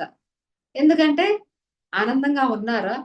కొంతమంది అంటూ ఉంటారు అనమాట, ఏమిటి ఇగో మాకు ఇంత శాలరీ ఉంది, ఇంకొక బిడ్డను కంటే మాకు అది సరిపోదు అని. కానీ భగవంతుడు ఏం చేస్తున్నాడు, భూమి మీదకి జీవి రాకముందులే ఆ జీవికి ఏది ఇవ్వాలో ఆ యొక్క నారాయణుడు ఆ ఆహారాన్ని తీసుకొచ్చి ఇచ్చేస్తున్నాడు అనమాట. ఎందుకంటే మరి భూలోకంలో ఆ జీవి బ్రతకాలి కదా. కానీ మానవుడు ఏం చేస్తున్నాడు, మానవుల్లో ఉన్న దైవత్వాన్ని గుర్తించలేక ఇది సరిపోదు, అది సరిపోదు అని అజ్ఞానంలోకి వెళ్ళిపోతున్నాడు అనమాట. అలా అజ్ఞానంలోకి వెళ్ళే కుటుంబ బాంధవ్యాల్లో ఆనందం అనేది లేకుండా చేసుకుంటున్నారు. ఈ రోజు చూడండి ఫ్రెండ్స్, ఒకళ్ళకొకళ్ళు తోడు అనేది లేదు. పిల్లల్ని ఒక్కళ్ళనే కనడం, ఏకంగా పెంచడం. వాళ్ళకి ఆహ్, వాళ్ళకేమవుతుందంటే అక్కడ ఒక పిల్లవాడున్నాడు. తను చిన్నప్పుడు ఒక్కడే అన్నమాట. వాళ్ళ అమ్మని ఎళ్లి పక్క వాళ్ళని వీళ్ళని చూసి వచ్చి నాకు తమ్ముడు కావాలి, లేకపోతే చెల్లి కావాలి అనేవాడన్నమాట. అయితే ఆమె ఏం చేసేదంటే అప్పుడు ఉన్న వాళ్ళ యొక్క పరిస్థితికి తర్వాత మేము పెంచలేమని చెప్పేసి వాళ్ళు ఇంకో బిడ్డను కనలేదు. తనేం చేశాడంటే ఒక కుక్క పిల్ల కావాలని అడిగాడు ఫైనల్‌గా. కుక్క పిల్లను కొనుక్కొచ్చినారు. ఒక 10,000 పెట్టి. కొనుక్కొచ్చిన తర్వాత మరి ఆ కుక్క పిల్లకి సేవ చేయాలి గదా! అప్పుడు వాడి చేతే వాళ్ళ మదర్ చేయించేదనమాట ఆ సేవ. అంటే ఆ కుక్క పిల్లకి ఏమేం చేయాలో అయన్నీ కూడా పిల్లవాడు చేసేవాడనమాట. అంటే తను బిజీ అయిపోయి ఇవన్నీ అడగకుండా ఉంటాడని. కానీ తను చేయలేక దాన్ని ఊరకనే వేరే వాళ్ళకిచ్చేసారు. అంటే చూడండి మనం పిల్లల్ని ఎలా ఒంటరిని చేస్తున్నామో, ఎలా ఏకాకిగా చేస్తున్నామో, ఈరోజు మనం తోడుగా ఉంటాం. రేపటి రోజున అన్నదమ్ములు అనేవాళ్ళే కొంత వాళ్ళకి ఆసరాగా ఉంటారు కదా! ఒక మాట అనుకున్నా, చేసినా బంధం అనేది ఉంటుంది గదా! అనే జ్ఞానకోణంలో మనం ఆలోచించలేకపోతున్నాం. అంటే ఇప్పుడున్న దేశ కాలమాన పరిస్థితుల ప్రకారం ఈ ఈ ఒక్కళ్ళని పెంచితే చాలబ్బా! ఈ ఒక్కళ్ళే బాగా చూసుకుంటే చాలబ్బా! అని అనుకుంటూ ఉంటారు. కానీ రేపటి రోజున వాళ్ళకి కూడా నేనొక్కడినే గదా! అన్న ఫీలింగ్ అనేది వచ్చిద్దనమాట. అందుకే మనం ఆనందాన్ని పొందలేకపోతున్నాం. అందుకే దైవత్వాన్ని సచ్చిదానంద స్వరూపం అంటారు. చూడండి దైవత్వంలో ఎన్ని అంశాలున్నాయి భగవంతుల్లో. కృష్ణుడు చూడండి, శ్రీమన్నారాయణుడు చూడండి ఎన్ని అవతారాలు ఎత్తాడాయన. అందుకే దాన్ని సచ్చిదానందం అన్నారు. వరాహమూర్తిగా అవతారం ఎత్తారు. కృష్ణుడుగా వచ్చారు, శ్రీమన్నారాయణుడుగా వచ్చారు. ఇలా ఎన్ని అవతారాలు తీసుకొని ఎంత ఆనందాన్ని ప్రతిదీ కూడా అనుభవించి వెళ్లారాయన. వెంకటేశ్వర స్వామిగా. ఇలా అన్నీ కూడా మరి. దాన్నే సచ్చిదానందం అంటారు. మనల్ని సచ్చిదానంద స్వరూపులు అంటారు. ఈ సృష్టియే ఆనందము యొక్క వ్యక్తీకరణ. ఈ సృష్టి మొత్తం కూడా ఆనందం యొక్క వ్యక్తీకరణ. ఎందుకంటే ఈ సృష్టిలో మనమే కదా అన్నీ కూడా నిర్మించింది. అందుకే ఇక్కడ బాబాజీ ఏమని చెప్తారు? ఏకం ఏవ ద్వితీయం ఏకో దేవః సర్వభూతాత్మం రాత్మం ఏకో భాష భూతాకారుణ్యం రూప ఏకం లక్ష్యం సామరస్యం సమేష ఏకం సత్యం చితామానందం పూర్ణం. చూడండి ఏకం ఏకం అనేదే వాడారు. ఎందుకంటే ఇది బాబాజీ ఇచ్చారనమాట. ఏకం సత్యం చితమానందం పూర్ణం అంటే చిత్తము నిత్యము ఆనందముతో నిండి ఉండుట. ఏకైక సత్యము. చిత్తము సత్యము. ఏకం సత్యం చిత్తానందం అనేది నిత్యం ఆనందంతో నిండి ఉండడం అనమాట. అంటే మనకొచ్చిన దుఃఖంలో కూడా ఆనందాన్ని తీసుకొని ఆహ్, ఆనందంగా నిండి ఉండడమే ఏకైక సత్యము. ఇక్కడ అసత్యం అనేది ఏదీ లేదు. ప్రతిదీ కూడా నేర్చుకోవడానికి మనం వచ్చామని ఆనందాన్ని మనం తీసుకున్నప్పుడు అక్కడ మనకు బాధ అనేది రాదనమాట. అలా వచ్చింది అనంటే అజ్ఞానంలోకి వెళ్ళిపోతామని మనం తెలుసుకోవాలి. మరి ఆనందం అంటే ఏమిటి? ఇక్కడ మనం సుఖం అంటే ఏమిటి? సంతోషం అంటే ఏమిటి? అని మనం ప్రశ్నేసుకుంటే అని కూడా తెలుసుకుంటే ఆనందం అంటే ఏమిటని మనకు చక్కగా అర్థమవుతుంది. సుఖం అంటే ఏంది? ఆనందం అంటే ఏంది? సంతోషం అంటే ఏంది? అని ప్రశ్నలేసుకుంటే అన్నిటికి మనలోనే సమాధానం వచ్చిద్దనమాట. సుఖం అంటే శారీరక పరమైనది. శరీరంతో తినడం, త్రాగడం, సంభోగించడం, మనము శరీరపరమైన సుఖాన్ని అనుభవిస్తామనమాట. సుఖం. ఈ దేహాన్ని ఇచ్చాడు కదా! ఈ దేహంతో తినడం, మనకిష్టమైన ఆహారాన్ని, త్రాగడం, సంభోగించడం ఇవన్నీ కూడా శారీరక పరమైన ఆనందాలు, సుఖాలు. శరీరంతో అనుభవించే సుఖాలు తాత్కాలికమైనవే. మరి ఈ సుఖాల కోసం తాపత్రయ పడ పడ పడ్డప్పుడు అవి ఎదురవ్వకపోతే మనకు శారీరక కష్టాలు కూడా వస్తాయన్నమాట. అందుకే శరీరం ఉంది కదా అని చెప్పేసి మనసు వెళ్ళిన ప్రతి చోటికి మనిషి వెళ్ళకూడదు అని చెప్తూ ఉంటారు మన పెద్దలు. అందుకే చూడండి ఇక్కడ ఏమంటాడంటే పండగ నాడు కూడా పాత మొగుడేనా అని అంటారంట సామెత. కానీ సామెత అప్పట్లో ఏమనేవాడంటే పండగ నాడు కూడా పాత గుడ్డేనా అనేవాళ్ళంట. చూడండి దేశ కాలమాన పరిస్థితుల ప్రకారం మనకొచ్చిన ఇలాంటివి కూడా ఎలా మారిపోయినాయో. పండగ నాడు కూడా పాత మొగుడు కాదంట. పండగ నాడు కూడా పాత బట్టలేనా, పాత వస్త్రమేనా అని అప్పట్లో వాడేవాళ్ళు అంట. ఎందుకంటే అప్పట్లో ఇంత అనేది లేదు కదా. ఎంత పని చేసినా ₹1, ₹0.50, ఇలా ₹2 అనేది ఇచ్చేవాళ్ళు. వాళ్ళకి తినటానికి వాటికే సరిపోయాయి అనమాట. కొత్త బట్టలని వేసుకోవడానికి వీలు ఉండేది కాదు. అందుకని వాళ్ళు ఇలాంటి సామెతను వాడారనమాట. అంటే పండగ నాడు కూడా పాత బట్టలేనా అని. కానీ ఈ రోజు ఇలా మారిపోయినాయి. అందుకే శారీరక పరమైన కష్టాలు కూడా ఉంటాయి అన్నమాట. మనం శరీరం ఇచ్చారు కదా అని చెప్పేసి ఈ శరీర సౌందర్యాన్ని చూసుకొని మనం మోసపోతూ ఉంటాం. ఇప్పుడు ఫోటోల్లో, ప్రొఫైల్ పిక్కుల్లో వాళ్ళు ఎంత అందంగా ఉంటారా అని అనుకుంటాం. అసలు రియల్ గా చూసినప్పుడు వాళ్ళ యొక్క స్థితి ఎలా ఉంటుందనేది తెలుసుకోవాలి. అందుకని ఎప్పుడు కూడా మనం రియాలిటీలోనే బతుకుతూ ఉండాలన్నమాట. ఎందుకంటే ఇక్కడ ఏది కూడా మనం అన్ని అనుభవించడానికి వచ్చాము, అన్ని ఆనందించడానికి వచ్చాము అని చెప్పేసి ఫుడ్‌ను కానీ, దేహానికి ఇచ్చినప్పుడు త్రాగడం కానీ, మనం ఒక డ్రింక్ తాగినప్పుడు కూడా ఎంతో ఆనందిస్తూ తాగాలని, ఎలా పడితే అలా తాగడం, ఎలా పడితే అలా తినడం అనేది చేయకూడదని ఇక్కడ తెలుసుకున్నాం. సుఖానికి వ్యతిరేకం కష్టము. మరి కష్టం వస్తేనే కదా సుఖం విలువ తెలిసేది. అందుకే ఇక్కడ కృష్ణ భగవానుడు ఏమంటాడంటే కృష్ణ భగవానుడిని అడుగుతాడు అర్జునుడు. ఏమని? కృష్ణ, ఈ సృష్టిలో శాశ్వతమైనది ఒకటి చెప్పండి అని అంటే ఏది కూడా ఇక్కడ ఉండదు. ఇది వస్తుంది, ఇది పోతూనే ఉంటుంది. అంటే దుఃఖం వచ్చిందే ఉండదు. సుఖం వచ్చింది. సుఖం వచ్చిందే ఉండదు. సంతోషం వచ్చింది. సంతోషం వచ్చిందే ఉండదు. అన్నీ కూడా పోతూ ఉంటాయని ఇక్కడ చెప్పుకుంటున్నాం అనమాట. అందుకే సుఖం అంటే కష్టము ఖచ్చితంగా ఉంటుందన్నమాట. సుఖం ఉంటే ఖచ్చితంగా కష్టం ఉంటుంది. సుఖాలు వెంట మితిమీరిన ప్రయత్నిస్తే మనం కష్టాల పాలవ్వాలి. కష్టాల పాలవ్వాల్సి వస్తుందన్నమాట. సుఖం వెంట పరిగెత్తామనుకోండి కష్టాల పాలవ్వాల్సిందే. ఎందుకంటే చూడండి ఇక్కడ పిల్లలు పుట్టిన ఏమంటారంటే మనకి వీళ్ళు నా కడుపున ఎలాంటి వాళ్ళు పుట్టారని అంటారు. ఎందుకు పుట్టారు అంటే అది వాళ్ళు ఎంచుకొని వచ్చింది కర్మానుసారం తెచ్చుకుందనేది తెలుసుకున్నప్పుడు ఏది కూడా అజ్ఞానంలోకి వెళ్ళమన్నమాట. అందుకే ఇక్కడ ఏది కూడా ఎవరిని పైపైన చూసి నిందించకూడదు ఎవరిని. మనం ఏం చేస్తామంటే మన కళ్ళకు కనపడేది చూసి నిందిస్తాం.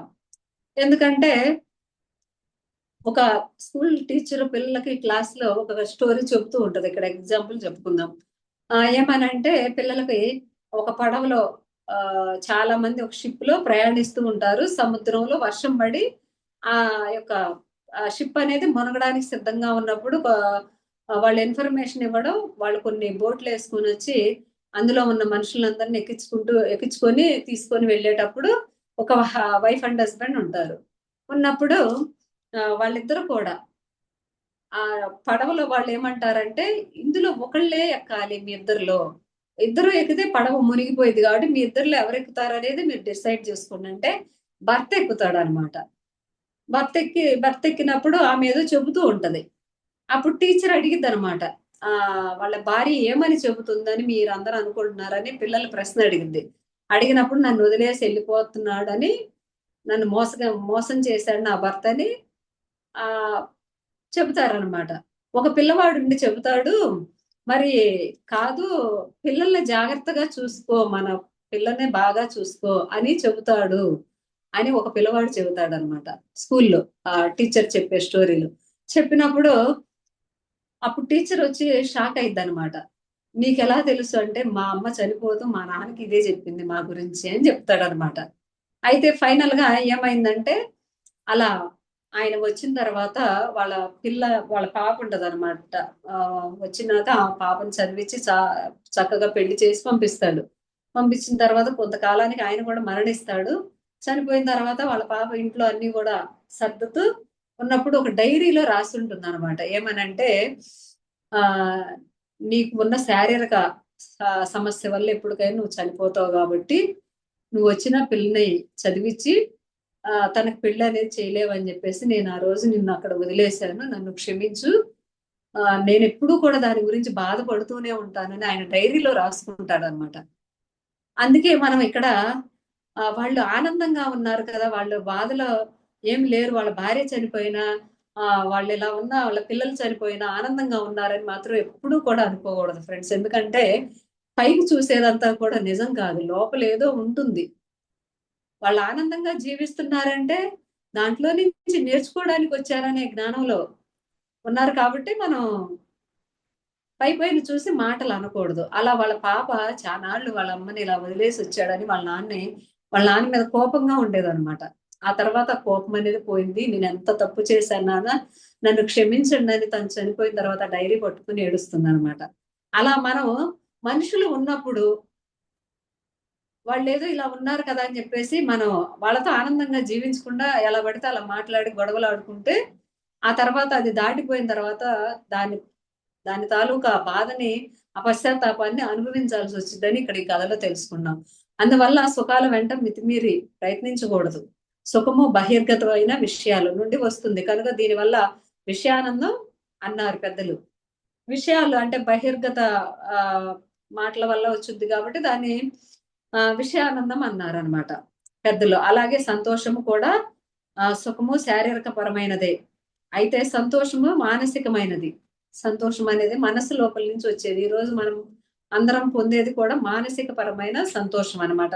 ఒక క్లాస్ చెప్పినా, ఎక్కడికైనా క్లాస్‌కి వెళ్ళినప్పుడు, ఒక జ్ఞానం తీసుకున్నప్పుడు, ఒక గురువుని కలిసినప్పుడు, మనకు నచ్చిన ఒక పుణ్యక్షేత్రానికి వెళ్ళినప్పుడు వచ్చే ఆనందాన్ని మానసిక ఆనందం, మనసు లోపల నుంచి వచ్చే ఆనందం అని చెప్పుకున్నాం.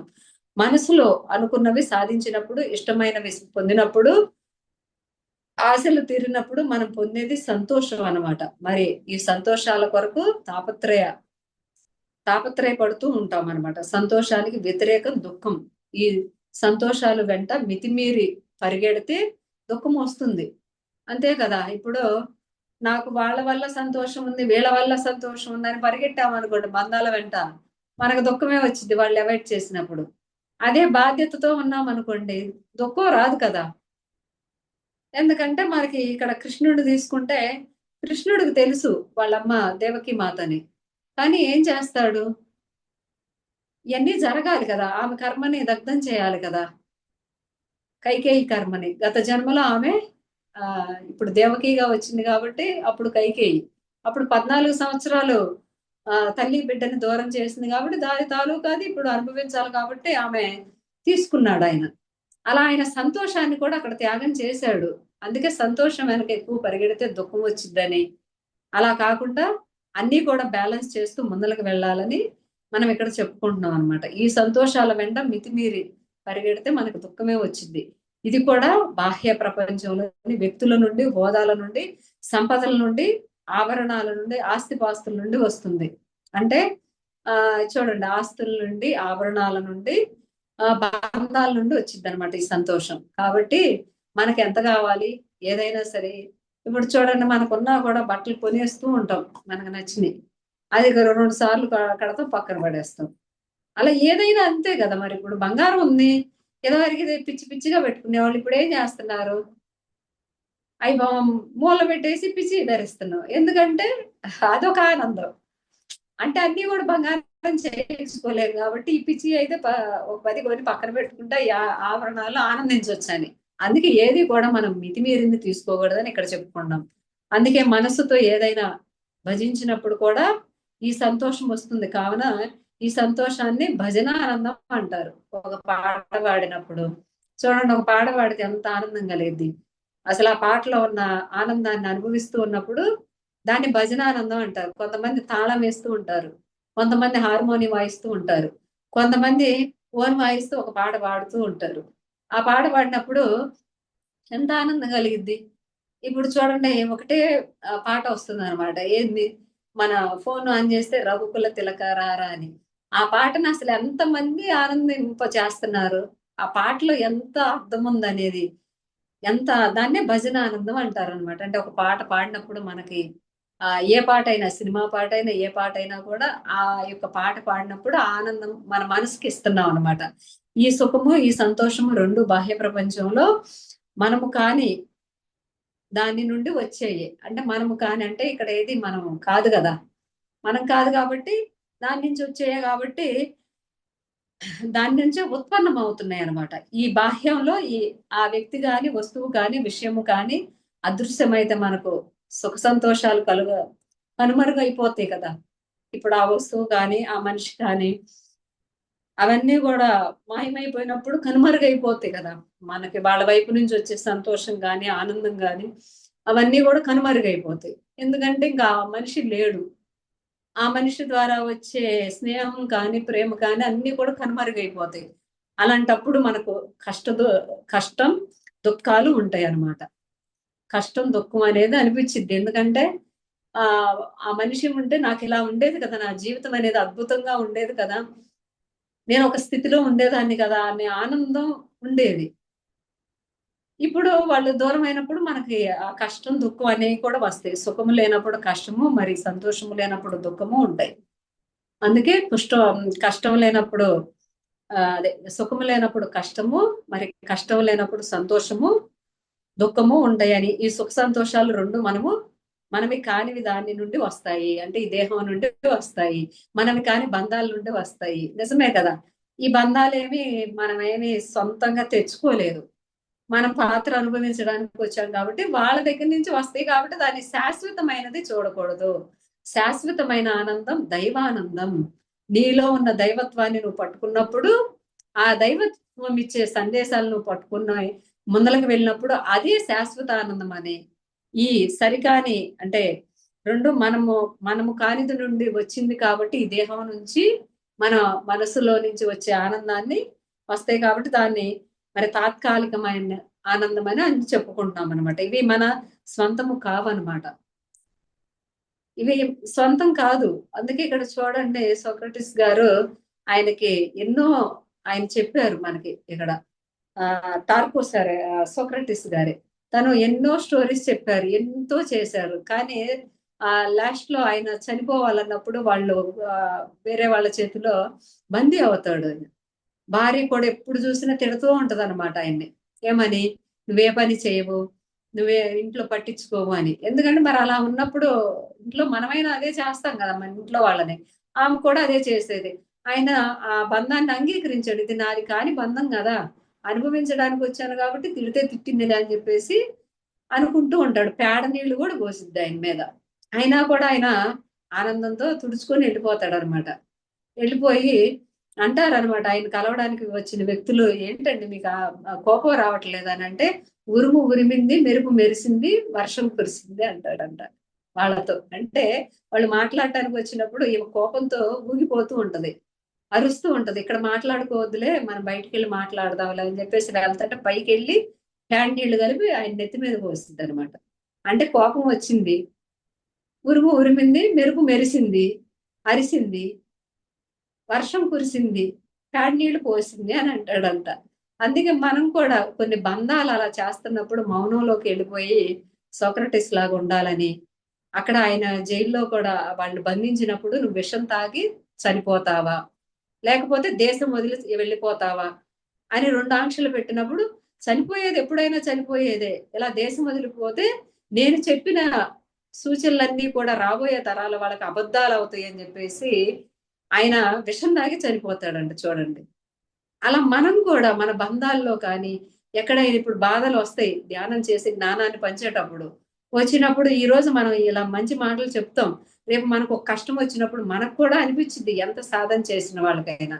అనిపించినప్పుడు ఎలా పడితే అలా చేసుకోవాలని వాళ్ళు ప్రయత్నిస్తారు. కానీ చేసుకోకూడదు. ఎందుకంటే ఈరోజు మనం చెప్పిన మాట రాబోయే వాళ్ళు పాటించాలన్నా, మనం దగ్గర గైడెన్స్ తీసుకున్న వాళ్ళు పాటించాలన్నా కూడా చూడండి ఆమె ఎలా చెప్పిందో ఇలా చేసుకొని వెళ్ళిపోయింది అని మనం ఉండకూడదు. సోక్రటిస్ లాగా ఉండాలి. ఆ రోజు సోక్రటిస్ చెప్పిన వర్డ్స్ మనం ఈ రోజు ఎంత అద్భుతమైన జ్ఞానాన్ని మనం ఆచరణలో పెట్టగలుగుతున్నాం. అలా మనం కూడా మన ఆనందాన్ని మన సరికాని అదే కాని దాని నుండి వస్తాయి కాబట్టి దాన్ని మనం తీసుకోనవసరం లేదు. ఇవి మన స్వంతవి కావు కదా! సొంతవి కాదు గదా! ఆనందం వచ్చినప్పుడు ఆనందించాలి. దుఃఖం వచ్చినప్పుడు దుఃఖించాలి. పని చేయాల్సొచ్చినప్పుడు పని చేయాలి. అంతేగాని దాన్ని నాకు సొంతగా నా జీవితాంతం ఇలాగే ఏడవాలని మనం అనుకోకూడదు. మరి ఆనందం అనున్నది ఈ సుఖ సంతోషాల వల్ల కలిగే భావన శాశ్వతంగా కొనసాగే స్థితి. ఆనందం అనేదేందంటే సుఖ సంతోషాల వల్ల కలిగే మన లోపల భావన. అది శాశ్వతంగా కొనసాగే స్థితి. శాశ్వతంగా కొనసాగుతూనే ఉంటుంది. ఈ జీవుడు భూమి మీద ఉన్నంత కాలం నేను నాది అనుకున్నంత కాలం. ఇది నాది కాదు కదా! అని మనం అనుకున్నప్పుడు మనవి కాదు కదా, మనవి కాని బంధాల గురించి ఎందుకు పరిగెడతాం అనే జ్ఞానం తెలుసుకున్నప్పుడు ఎవరు కూడా ఎదుటి వాళ్ళల్లో సంతోషాన్ని వెతకం. ఎందుకంటే ఎదుటి వాళ్ళు ఉంటేనే నాకు సంతోషం వచ్చింది అనుకుంటే అది రాదు. ఎందుకంటే మన యొక్క సంతోషం వాళ్ళ చేతిలో ఎందుకు పెట్టుకోవాలి? మన ఆనందాన్ని మన చేతిలోనే పెట్టుకోవచ్చు కదా. ఒక కీర్తన పాడో, ఒక ఇష్టమైన ఆహారాన్ని తినో, మనకి ఇష్టమైన క్లాసులు వినో, ఏదో ఒకటి మనకి ఇష్టమైన మూవీస్ని చూసో, అలా కాకుండా ఎదుటి వాళ్ళలో ఆనందాన్ని వెతుకుతూ ఉంటాం. నాకు వాళ్ళు అది చేయలేదు, ఇది చేయలేదు అని. కాబట్టి ఇవన్నీ మానేసి ఇది నాది కాని బంధం కదా, నాదై తెచ్చుకున్నాను కాబట్టి బాధ్యతగా జీవిద్దామని మనం తెలుసుకోవాలని ఇక్కడ చెప్పుకున్నాం. కావున సుఖము శారీరక పరమైనది, సంతోషము మానసిక పరమైనది, ఆనందము ఆత్మపరమైనది. అందుకే మనము సుఖ సంతోషాలను అనుభవిస్తూ శాశ్వత ఆనంద స్థితికి విరజిల్లే ఆత్మస్వరూపలం. అంటే ఆనందం అనేది శాశ్వత ఆనందం, ఆత్మస్థితిలో ఉండే ఆనందం అన్నమాట. సంతోషమైనది మానసిక పరమైనది, ఆనందమైనది ఆత్మానందం. కాబట్టి శాశ్వత ఆనందాన్ని మనం అనుభవించాలి. శాశ్వత ఆనందాన్ని అనుభవించాలంటే అక్కడ భరతుడు ఉంటాడు కదా, ఎప్పుడు చూసినా అంతా పరమాత్మ తత్వమే అంటాడు. ఎందుకంటే దాన్ని ఆయన అనుభవించడానికి వచ్చాడు కదా. ఎక్కడా కూడా అంతమంది ఇంట్లో కుటుంబ సభ్యులు ఉన్నా కూడా వాళ్ళల్లో ఆయన ఎక్కడా కూడా నిమిడీకృతం కాలేదు. ఎందుకంటే ఆయన వచ్చిన పర్పస్ వేరు, ఇక్కడ నేను ఇరుక్కుపోతే ఎలాగా అని ఎప్పుడు కూడా తన్మయత్వంలో ఓలలాడుతూ ఉంటాడనమాట. ప్రతి మనిషి తమ జీవితంలోని ప్రతి కోణంలోనూ ప్రతి క్షణంలోనూ తమ హృదయాంతరపు లోతుల్లో వెదికేది ఆనందం కోసమే. నాకు ఆనందం ఏడ దొరికిద్దని ప్రతి మనిషి లోపల నుంచి వెతుకుతూ ఉంటాడు. అందుకే ఇక్కడ ఎప్పుడూ కూడా ఆనందాన్ని మన లోపలే భగవంతుల్లో చూడాలి. అందుకే మనకు బాధ వచ్చినప్పుడు మౌనంలోకి వెళ్ళాలి. మౌనంలోకి వెళ్ళి మనల్ని మనం తరచి చూసుకోవాలి, ఎక్కడ తప్పు చేస్తున్నాం అనేది తెలుసుకోవాలి. అందుకే ఇక్కడ ఎవరు చెప్పినా, కృష్ణుడు చెప్పినా, బుద్ధుడు చెప్పినా, రమణ మహర్షి చెప్పినా, ఎవరు చెప్పినా కూడా ఆనందంలోనే ఉంటారనమాట. అయితే ఒక అతను రమణ మహర్షి దగ్గరకు వచ్చి, ఆయన కూడా సాధనలో ఉన్నాడు, అరుణాచలం వచ్చాడు. వంటశాలలో ఒక వంట మనిషి పని చేస్తూ ఉంటాడనమాట.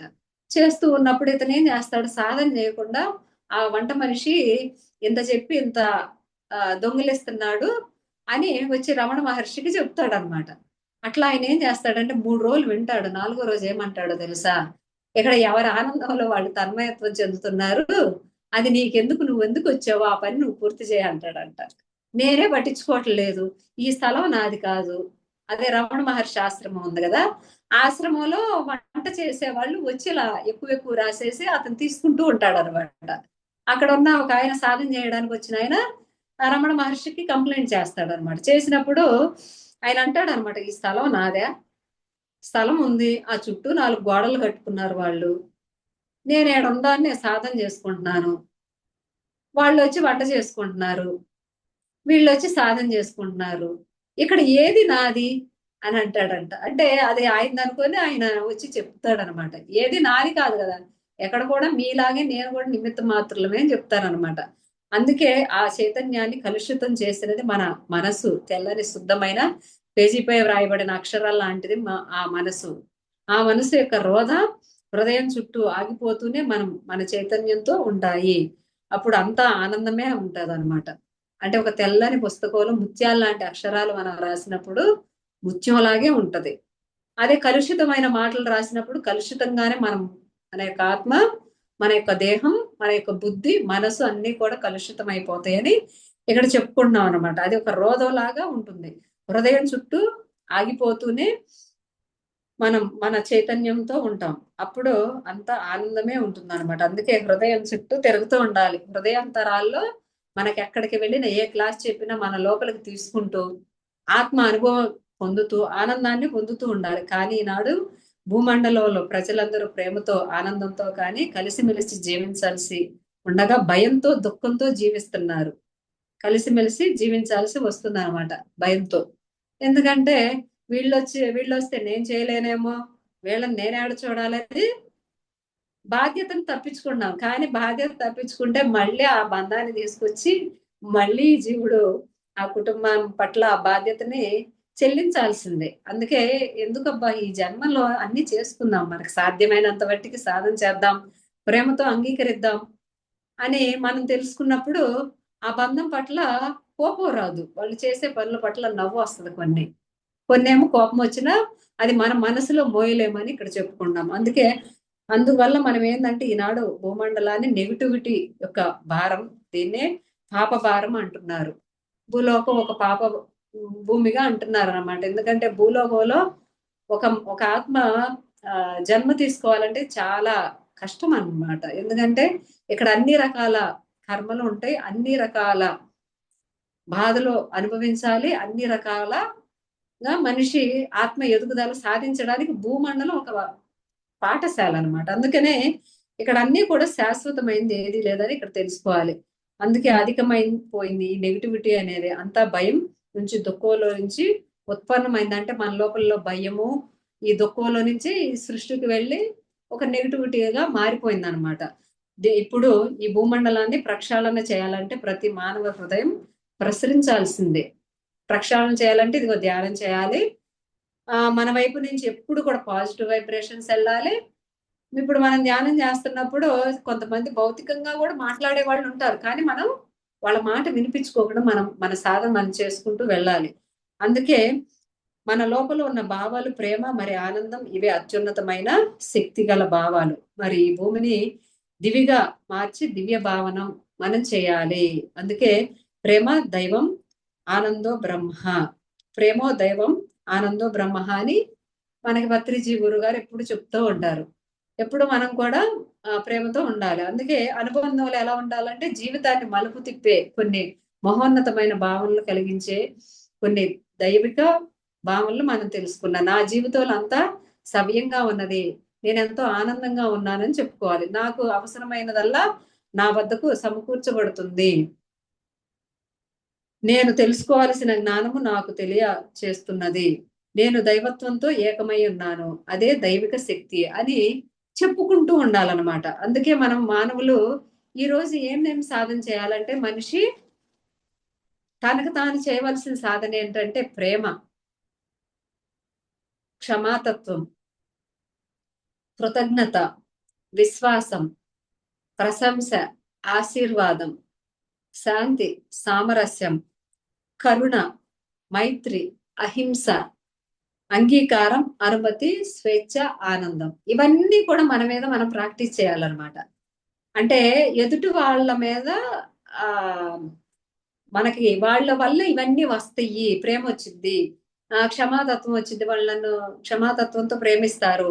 కృతజ్ఞత, ఈ కృతజ్ఞత అనేది వేరే వాళ్ళకి చూపించడం కాదు, అసలు మనకు మనం చూపించుకోవాలి. విశ్వాసం, మనపై మనకు విశ్వాసం ఉండాలి. ఒక పని చేస్తున్నాము అంటే నేను ఈ పని చేయగలను అని. ప్రశంసించుకోవాలి. ఓహో, నేను ఈరోజు చాలా క్లాస్ బాగా చెప్పాను కదా, ఈ పాట నేను చాలా బాగా పాడాను కదా అని ప్రశంసించుకోవాలి. ఆశీర్వాదం, నన్ను నేను ఆశీర్వదించుకోవాలి. నేను బాగుంటేనే కదా నేను నలుగురికి చెప్పగలను అని. శాంతి, నేను శాంతంగా ఉండాలి. అరిచినప్పుడు అరిచినా కూడా తర్వాత శాంతిగా ఉండి ప్రేమతత్వంతో ఉండాలి. సామరస్యం, నా మీద నాకు, నా శరీరం మీద నాకు సామరస్యత అనేది ఉండాలి. ఈ దేహంలో ఉన్న ప్రతి ఒక్క కణజాలాన్ని సామరస్యంగా నేను ప్రేమిస్తున్నాను అని. కరుణ అనేది ఉండాలి, మనపై మనకు కరుణ ఉండాలి. మనపై మనకి కరుణ అనేది లేనప్పుడు ఎదుటి వాళ్ళని నువ్వు కరుణగా ఎలా చూస్తావు అనేది తెలుసుకోవాలి. మైత్రి, మనతో మనం మైత్రి చేసుకోవాలి. మన ఇద్దరు కూర్చొని మాట్లాడుకుందాం అని చెప్పేసి ఒక్కళ్ళ మీద కూర్చొని లోపల ఉన్న మనసుని, ఈ భౌతిక దేహాన్ని మాట్లాడుకోవాలి. ఇలాంటి సమస్య అనేది వచ్చింది కదా, ఇలా ఎలా చేద్దామని అడిగినప్పుడు ఈ భౌతిక మనసు ఏమంటుందంటే అహంతో ఊసలాడుతూ ఉంటుంది. లోపల మనసు ఏమంటుందంటే మైత్రితో ప్రేమతత్వాన్ని ఇస్తూ ఉంటుంది. అలా వద్దులబ్బా, ప్రేమిద్దాం, స్నేహం చేద్దామని అంటూ ఉంటుంది అనమాట. అందుకే మనతో మనం మైత్రి చేయాలి. అహింస, ఇప్పుడు అహింస అనేది మన మీద మనం కూడా ఉపయోగించాలి. అహింస మార్గంలో ఉండాలి, శాకాహారిగా జీవించాలి. అంతేకాని జీవిని చంపి తింటూ 4 మంచి మాటలు చెప్తే ఏది రాదు కదా. అందుకే అంగీకారం, నేను చేసిన దానికి నేను అంగీకరిస్తున్నాను, తప్పు చేశాను. యూనివర్స్ ముందల అంగీకరించాలి. భగవంతుడి ముందల నన్ను నేను అంగీకరించుకుంటున్నాను, నా దేహం ఎలా ఉన్నా, నా రూపం ఎలా ఉన్నా ఇది నేనే తెచ్చుకున్నాను ప్రేమతో అని అంగీకరించుకోవాలి. అనుమతి, నన్ను నేను అనుమతించుకుంటున్నాను. నాకు వచ్చిన బాధలన్నీ కూడా అనుమతిని తీసుకుంటున్నాను. నాకే ఎందుకు వచ్చిందని భగవంతుడిని నిందించడం లేదు. ఇది నేను తెచ్చుకుంటున్నాను కాబట్టి అనుమతిస్తున్నాను అని మనం తెలుసుకోవాలి. స్వేచ్ఛ. మనకి మనం స్వేచ్ఛగా జీవించాలి. అంటే మనకిష్టమైన ఆహారాన్ని తినాలి, మనకిష్టమైన వాడిని చూడాలి, కుటుంబాన్ని చూసుకుంటూ స్వేచ్ఛనిస్తూ, స్వేచ్ఛను పొందుతూ ఉండాలి మనకు మనం. ఆనందం. ఆనందం ఒక భజనానందం, ఒక బంధంలో ఆనందం, ఎదుటి వాళ్ళ ఆనందం చెడగొట్టకుండా మనం నలుగురు కూర్చున్నప్పుడు కుటుంబ సభ్యులు మనకి లైఫ్ లో జరిగిపోయిన ఆనంద క్షణాలను గుర్తు చేసుకోవాలి. ఈ రోజు మానవుడు ఏం చేస్తున్నాడు? ఒక ప్రాణి వెళ్ళిపోయిన తర్వాత ఆ కుటుంబంలో వాళ్ళ గురించి మాట్లాడనివ్వరు. ఎందుకంటే వాళ్ళు అలా చేసుకుని వెళ్ళిపోవడం వల్ల వాళ్ళ గురించి మాట్లాడకండి, ఇంట్లో మాట్లాడటానికి వీల్లేదంటారు. కానీ వాళ్ళు చేసిన మంచిగా ఆనందంగా నవ్వులు కురిపించిన సంతోషాన్ని గుర్తు చేసుకోవచ్చు కదా. దాన్ని తీసేస్తున్నాం. ఇక ఆ మనిషి అలా చేసేసారు కాబట్టి వాళ్ళు ఇక మన జీవితంలో తీసుకోలేకపోతున్నాం. కానీ వాళ్ళు చేసిన మంచిని కూడా గుర్తుంచుకొని ఆనందంతో జీవించాలి. ఈ రోజు వాళ్ళు అలా వెళ్ళిపోబట్టే కదా ఈ రోజు నేను ఈ స్థితిలో ఉన్నాను. దాంట్లో నుంచి నేను నేర్చుకోవాల్సింది ఏదో తెచ్చుకున్నాను అని మనం దాన్ని ఆనందించాలి. మనకొచ్చిన కర్మను కూడా ఆనందించి ముందలకు వెళ్ళాలని. అనుబంధం. అనుబంధం అనేది మనం ప్రాక్టీస్ చేయాలని. నేను తెలుసుకోవాల్సిన జ్ఞానము నాకు తెలియబడుతుంది. నేనెంతో ధైర్యంగా ఉన్నాను. నాకు అవసరమైందల్లా నా వద్దకు వస్తుంది. నా జీవితం అంతా కూడా సవ్యంగా ఉంది అని అనుబంధం అనేది మనకి మనం అనుబంధాన్ని ఇచ్చుకోవాలని, ఇలా 15 రకాలుగా మనలో ఉన్న గుణాలని మన మీద ప్రాక్టీస్ చేసుకున్నప్పుడే భగవంతుడు నలుగురికి సేవ చేయడానికి నిన్ను తీసుకెళ్ళి అక్కడ కూర్చోబెడతాడనే జ్ఞానం మనం భావనా శక్తిలో తెలుసుకున్నాం ఫ్రెండ్స్. థ్యాంక్ యూ మాధవి గారు. Thank you so much me group సభ్యులందరికీ కూడా.